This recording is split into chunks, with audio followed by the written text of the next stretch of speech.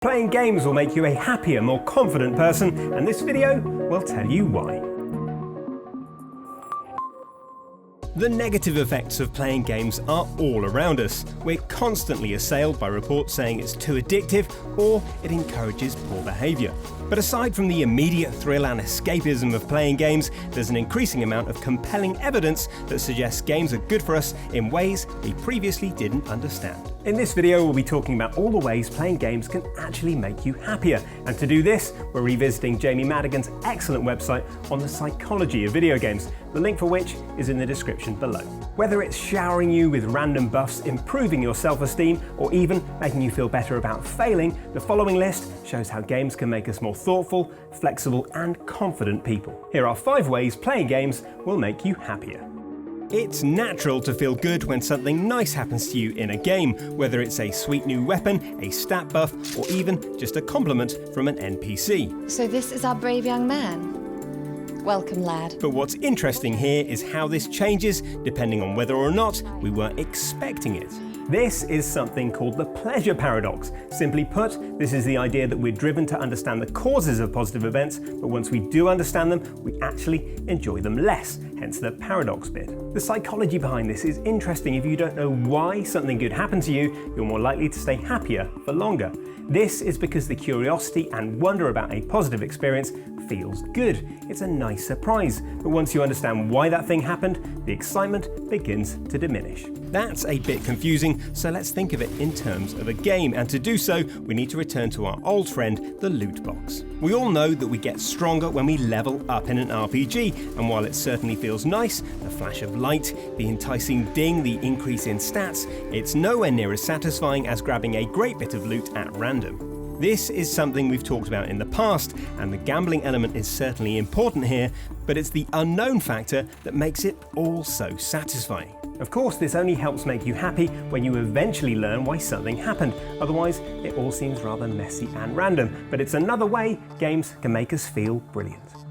Next, we'll talk about something called loss aversion. You can probably work this one out from the name, but this is the idea that psychologically, our brains are happier when we're preventing loss than when we're making gains. So losing $5, for example, elicits a more powerful emotion than finding $5. But how does this apply to games, and how does it make us happier? Well, lots of ways. Loss aversion applies to anything that has value, and in games, that can include points, in-game currency, and even something like souls. A small loss in a game quite often feels worse than a large gain, and putting more effort into avoiding that loss often feels better than a large reward. So playing a game like Dark Souls, for instance, feels satisfying because we know there's a risk of loss, but we avoid it through skill or decision making. Another interesting element of this is that our brains like it when our gains are spread out and our losses are clumped together. And over time, our sensitivity to loss diminishes, so one loss of 1,500 points feels like less than 3 losses of 500 points. Again, this is a thing that Dark Souls does well. You're always in danger of losing your souls, but most areas have choke points or boss fights where you're more likely to die. We all remember and regret those moments when we flushed 50,000 souls down into the depths, but it would feel far worse if we were dying all the time.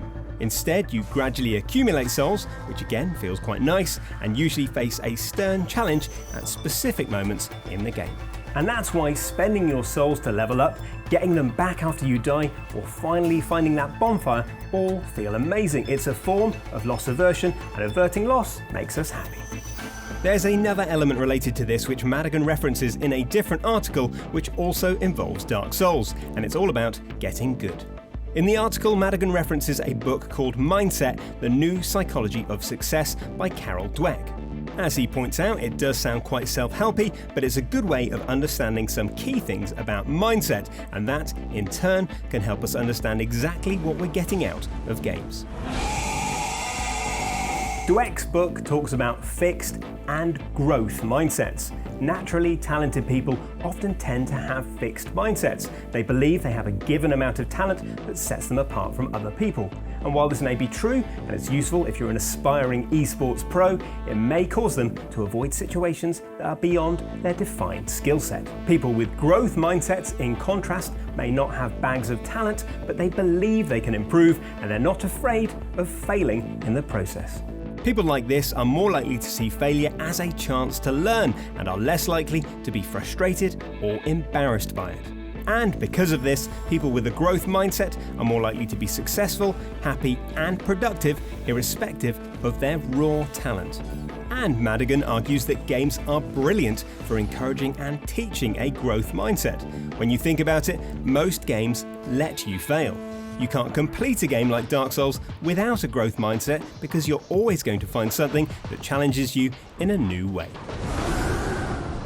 So the next time someone criticizes your hobby for being a waste of time, remember that by playing games, you're building a growth mindset, and in doing so, you're making yourself a happier, more productive person. So we all know doing well in a game will make us feel good, but obviously it goes deeper than that. Because it turns out success in games can actually make you feel better about failures in other parts of your life.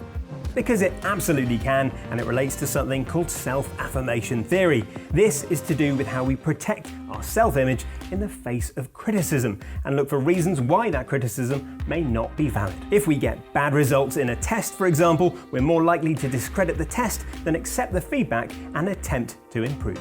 In another article on his website, Madigan explains how getting praise for another unrelated thing might make you feel better about that initial criticism, and therefore make you more likely to take that feedback on board. And most games are set up to provide a constant loop of praise as we beat bosses, overcome obstacles, and finish levels. There's even a specific example Madigan cites where researchers made test subjects take part in a general intelligence test and play a first-person shooter. When they were told they did terribly in the intelligence test but showed a natural aptitude for playing games, both lies for the sake of the test, it yielded some interesting results, specifically for those people who identified themselves as gamers. Test subjects who identified as gamers were better able to process the feedback. Instead of ignoring the results of the intelligence test, they accepted what could have been valid feedback, becoming more motivated to improve those areas of weakness. In other words, knowing that they did well in the game helped them better internalize the negative elements of the test.